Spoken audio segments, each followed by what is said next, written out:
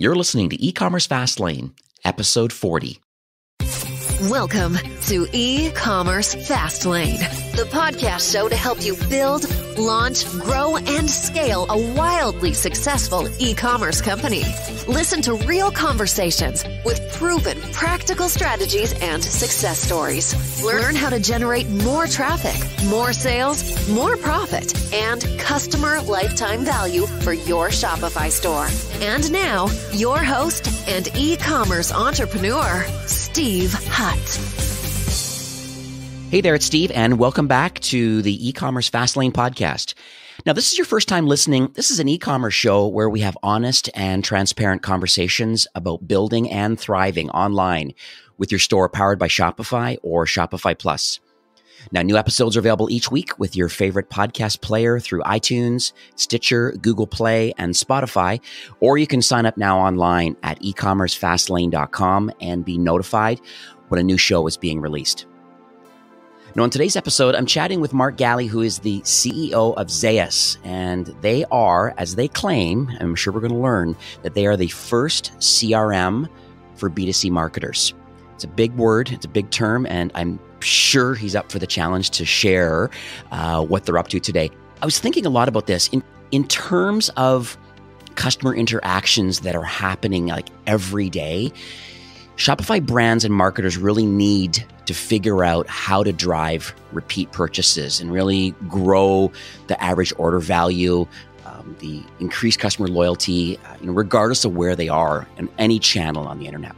But the problem is that channel-centric solutions kind of leave these touch points a little bit disconnected. If you go into, for example, if you go into your Shopify admin and you notice that you may have different apps and different solutions all doing different things, but they all have their own analytics. They all have, it's almost, I would say, a duct tape solution. But, I think marketers really feel that they're doing the right thing by being in these different channels, but they're not turning off the other independent solutions based on success or lifetime value.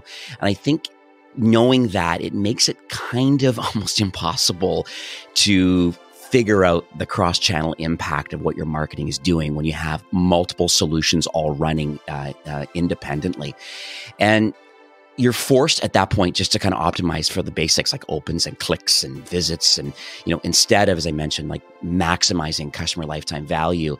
And I think with the increase of these channels, you'll learn about Zeus. It's a solution that really is now built to put all of this together into one platform. Like literally it plugs in all of your existing infrastructure and it unifies all of your customer interactions into one system of record. So this will now allow you, and I'm sure we're going to learn about it, but it will allow you to engage your customers in real time, when they're most likely to make a purchase. And Zeus is the single source of truth when it comes to your data. And it really empowers you to understand this cross-channel revenue. And they also help automate some campaigns to drive repeat purchases, growing average order value and increasing loyalty. And, most importantly, it's just this maximizing customer lifetime value. I mean, that's the holy grail. The show is exciting for me because I feel that it's a weakness of a lot of marketers. And I think it's great timing now. If you love marketing and you really like to make data-driven decisions to grow and scale your brand, I really think you're going to love this episode. So let's jump in. So hi, Mark. Welcome to the show. Well, thanks, Steve. And it's certainly a pleasure to be here. I apologize a little bit of having a large introduction there. I took some time to really dig into the Zeus platform. You really are doing something very innovative, and I feel that it's very timely to have you on the show. I want to kind of set the stage a little bit about what you kind of do to make sure those that are listening today understand the benefits of why they should continue listening to this whole episode. So on a high level, can you just share, I've shared a little bit already, but what does Zeus do and what problem does it solve for Shopify store owners and brands? Of course. And you did a fantastic job with that introduction. I think what you're describing or described is that today marketers are really faced with a wave of data and a wave of disparate systems, right? Every marketer knows that they need to be data driven and they know that they need to be customer centric. But the difficulty lies that a typical B2C marketer has on average 12 and a half different systems. And that means there's data to be analyzed, there's personalization, and there's interactions that's happening across all of those different systems. And as a result of that, marketers are practically being asked to be data scientists to kind of make sense of all of that. And then on the flip side, they also are struggling to create and architect delightful experiences straight across all those different systems. And it's a monumental task that we all know. Mm-hmm. So we, as you described, we solved this problem by harvesting data across all those different systems. So we do truly create that single view of the customer from the first time they interact with the brand in an anonymous state, straight up through loyal. And by creating that single view of the customer, we then enable the marketer to actually drive action from that. So whether it's across a traditional channel like email, push, even segment syncs into Google and Facebook, or web push and Facebook Messenger. But at the same time, marketers are being asked to be data scientists. They're also being asked to drive and architect experiences beyond those traditional marketing channels, like in service and helping the merchandiser.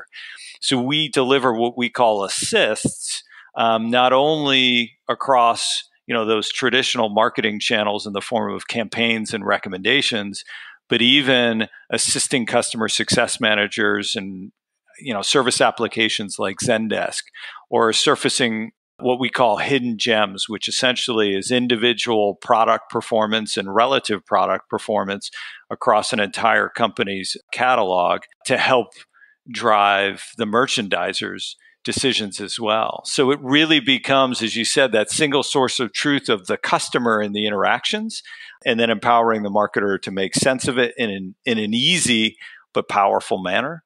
And then ultimately, empowering or driving those interactions across traditional as well as complementary channels. That's excellent. Yeah, thanks so much for sharing that. It's nice to have to hear it from the founder, to actually understand exactly why you built what you built. And it kind of leads me into my next question that I feel is just important to kind of set the stage a bit about the Zayas and why you built what you built. But, being a founding partner, can you kind of share what your skills and your desire was to kind of want to build a technology company like this? Like, do you have a backstory of your career and how Zayas came to be? So I've been fortunate enough to partner with a technical founder, a gentleman by the name of Spencer Pingree, fantastic individual. And, he really had the genesis of the idea and the identification of the problem. So he was fortunate enough to build AOL's first data warehouse, in his own words, when AOL was relevant in the late 90s.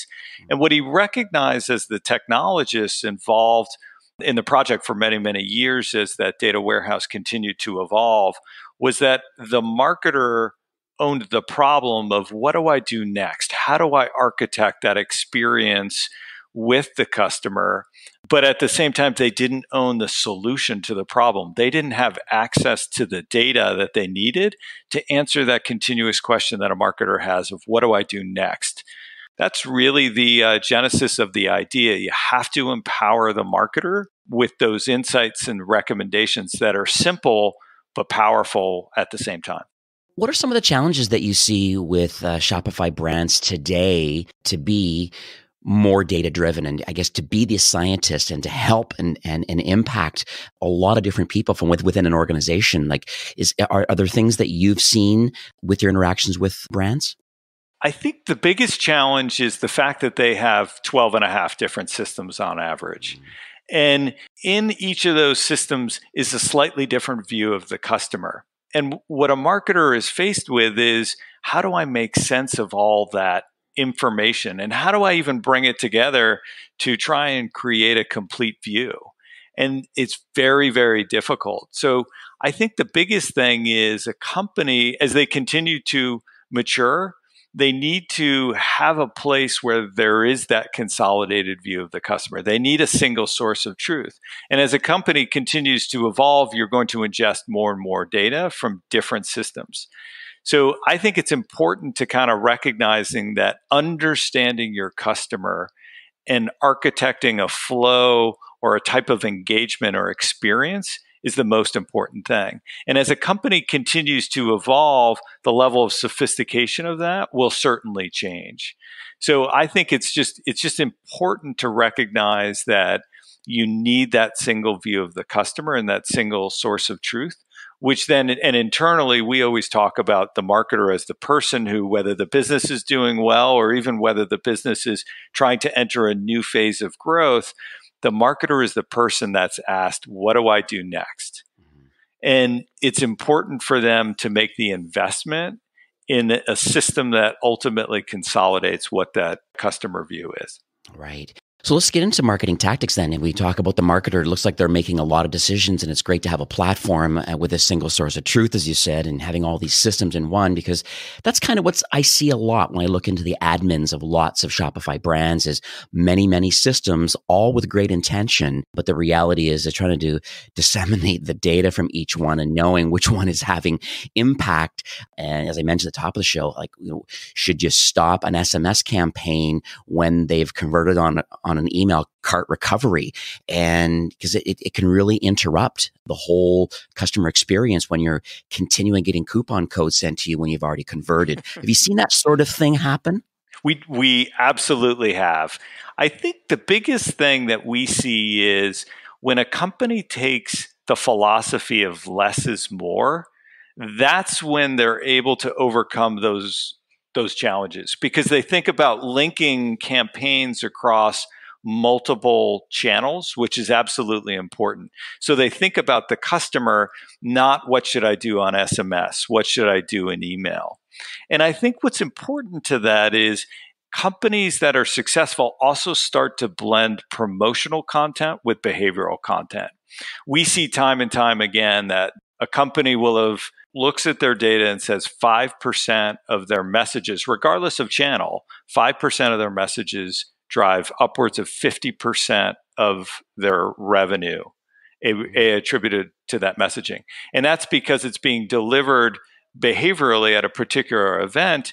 But I would say equally important too is that behavioral data that's relevant to that individual is included in the content. So we all send newsletters out, right? And newsletters absolutely play a critical role in communication for any company. But behavioral data relevant to the individual customer should be included in that promotional message. And the same goes true with a push notification. The same goes through with an SMS text. Like, it needs to be relevant to that individual customer. So we see that companies that take this less is more approach start to think holistically across multiple channels, but then also think about, hey, yes, I need to send out, and it's important to send out promotional data, but what behavioral data that's relevant to that individual customer should I include in that? So it makes each message that much more efficient, so they can actually pull back in the quantity of messaging that they're sending, but see higher engagement levels. So let's jump into the Zayas platform now. So can we explain what would a user find or uncover when they get access to the platform? So they've logged in, and I know it's hard because we're not doing a video today, but can you explain, let's say a marketer decides that, yeah, this is something that I see value in, having single source of truth, having all my channels into one. What do they get when they log in? Yeah. So this is what's beautiful about being a member of the Shopify and Shopify Plus ecosystem. So with the pre-built connector, you literally put in your Shopify credentials, and within a matter of minutes, we're pulling all the order history data over. We're pulling all the customer information over, and we will immediately start to track all the individual user behaviors within Shopify and Shopify Plus. And if it's integrated into other systems as well, we'll immediately stitch users together and synchronize activity data to the order history data and to the interaction data, which is coming in. So immediately what you'll see is, and we talk a lot about the life cycle and the life cycle metrics within Zayas. So you'll immediately see a complete view of all of your customers, starting from anonymous users the first time that they're hitting the website to identified to a loyal stage. So you'll see the entire customer lifecycle painted right in front of you by transactions, but then also purchasing intent within each of those individual kind of like transaction histories. So you'll have these segments and then these individual subsegments. You'll then see life cycle metrics. So how are you doing? How many customers have you moved from a first purchase to a second purchase, whether it be today, yesterday, any kind of different time period, year over year, quarter over quarter, last week versus this week. So complete flexibility of those life cycle metrics. And then you can look at any individual customer segment by things like average order value, lifetime value. So you get a complete view of your customers. You then get a complete view of all of your life cycle metrics. And then you can dive into all the way down into any individual customer. So you can apply no segments, any particular kind of segments in there, whether they be behavioral, whether they be technographic related, whether they be product related, whether they be life cycle related, all the way down to an individual customer. And you'll see that just by ingesting the historical Shopify customer data. But then it becomes living and breathing in real time. We're ingesting all that behavioral data. We're ingesting all the new orders and purchases and views. So that profile and that richness of the data only gets deeper and deeper. And the more systems you integrate with Zaius, the deeper the profile becomes and the more powerful your insight into your customer's behavior truly becomes. So you start off in a fantastic position and it only gets better once you're up and integrated. So I understand that Zaius is doing or has a significant upgrade that's happening very soon. So this is kind of inside information at this point. Maybe it's not publicly available, but can you share what this new feature called assisted marketing and what the details are of it? Steve, we're really excited about this. So we've been living and breathing this notion of assisted marketing for a long time. For us internally, it's a rally cry to delivering continuous value to our customers, whether that be through our product, whether it be through the content that we're delivering, or whether it be through our customer success organization. Now, as part of this launch, we're going to be branding ourselves as an assisted marketing company. But what's important to that is we're also going to be infusing artificial intelligence and machine learning into the overall application. So things like time to next purchase. I already talked about hidden gems and product performance. We're going to be doing things like replenishment cycles that are not only customer specific, but also product specific. We're going to be introducing service assist, so integrations into applications like Zendesk, where we're going to be surfacing to the customer success manager key elements of the profile, including lifetime value. We're going to be providing click streams of what are the activities that the customer's done in the past, as well as what did they do very, very recently. And then we're even going to be providing the customer success manager product recommendations so that they can take what was a service interaction and make it a blended sales and service interaction.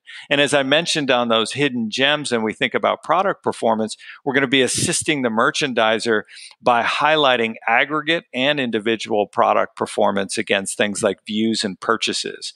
So that this notion of assists is about surfacing insights, surfacing recommendations to the marketer that are relevant in their communications, but then even taking that marketing data and assisting complementary organizations and departments, as I described, both on the service side as well as the merchandising side.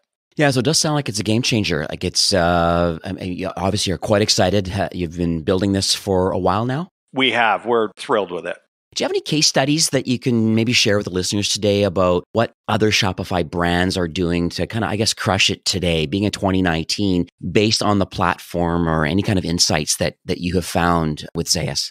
Yeah, one of the joint customers that I think about when I think about this whole notion of less is more is a company called Stio. So Stio is an outdoor clothing company. They're in Jackson Hole. One of the famous quotes from them is that data is not only available within Zaius, but also dynamic and actionable.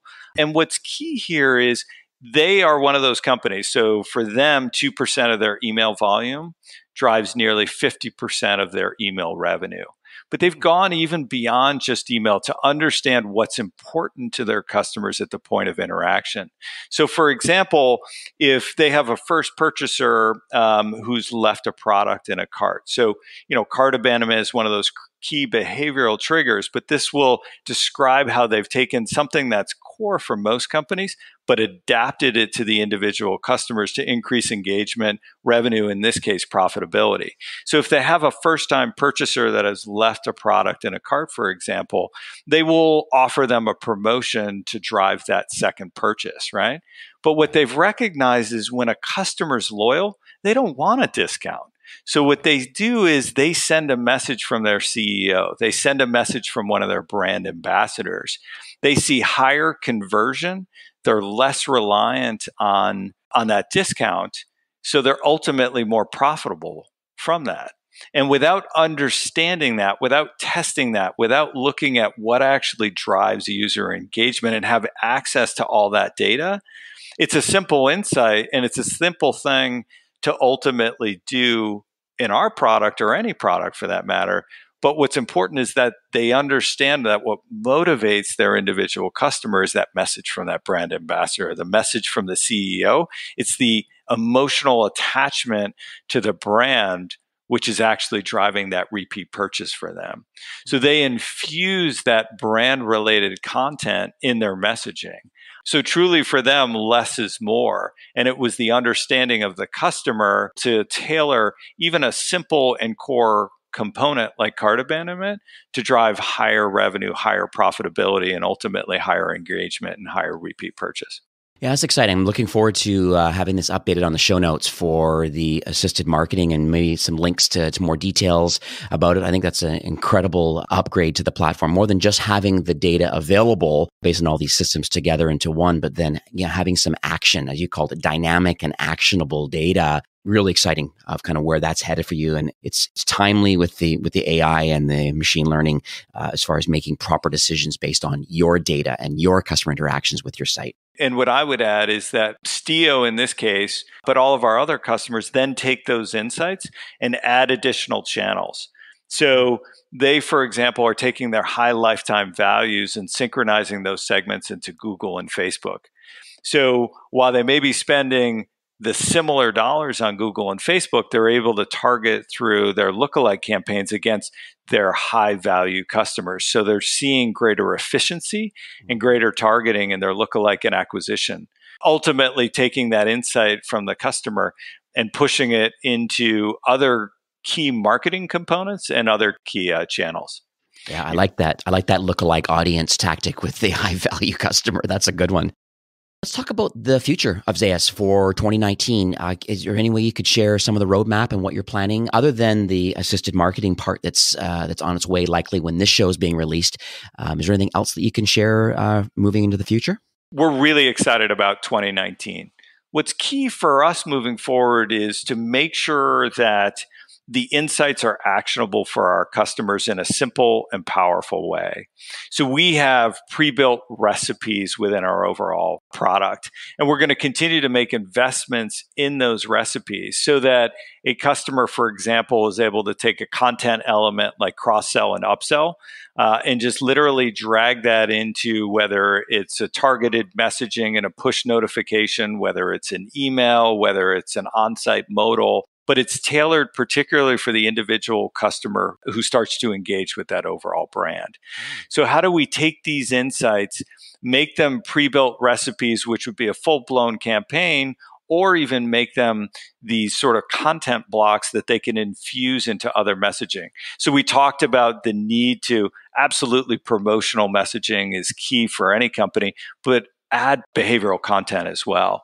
So for us throughout 2019 is we're going to continue to make pre-built blocks, pre-built campaigns that any marketer can quickly get up and running easily start to experiment and then ultimately tailor for them.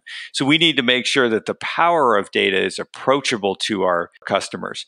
So going beyond just the machine learning, the artificial intelligence, and the predictive capabilities of assisted marketing, how do we assist marketers by taking that power and making it easy through pre-built content, pre-built recipes that they can then tailor as their level of sophistication continues to grow. Well, Mark, we're nearing the end of the show for today. Do you have any kind of closing comments or any takeaways that you would like to leave with our listeners today? Yeah, I think what's really important is that any merchant find a platform or platforms that grow with them. So I think Shopify and Shopify Plus are a perfect example of that, right? So when companies are starting out, when they're growing, and then when they're reaching high levels of maturity, the Shopify platform can do that. So I think as marketers embark on the journey in the early days, and I'm sure we've got a wide variety of different people listening to us today, companies that are in the growth stage or companies that are even more mature, find a marketing platform that ultimately grows with you, and find a marketing platform that really puts the customer at the center and allows you to glean insights from anonymous users straight up to your most loyal customers. And when I think about growth, what I think is the marketer's demands continue to build as a company grows. And so how are you going to handle that kind of wave of data that's ultimately coming?